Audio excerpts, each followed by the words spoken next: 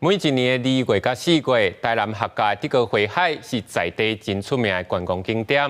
为了要迎接明年的德高花文化节，里长带公所人员、各地检署一服劳役的劳动人开始咧种花栽，期待明年花开，搁再带动观光。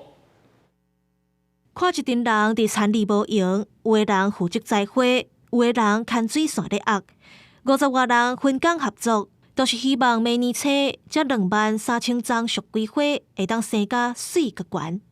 大家嘛知影，这个玫瑰花就是伊帐篷啦，起来真水真水。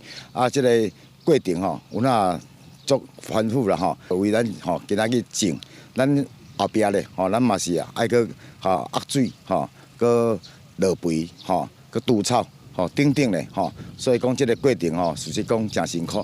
台南客家逐年2月到4月拢会办玫瑰花文化节，写真侪游客去翕相观光。这大片的玫瑰花，敢若靠社区的人力无法度负担，所以公所逐年拢会甲地检署申请一服劳役的社会劳动人来斗相共做花栽花。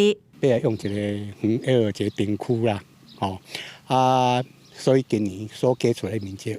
地拄啊加4分外，当然，这个花期的花虽然是拢同款，但是咱是用一个花样的变化安尼啦，今年的我那多元化啦，是有万寿菊、波斯菊啦，红梨啦，粉萼鼠尾草，加咱的鸡冠啦。客家玫瑰花文化节成功推动在地观光，每年是第11年举办啊。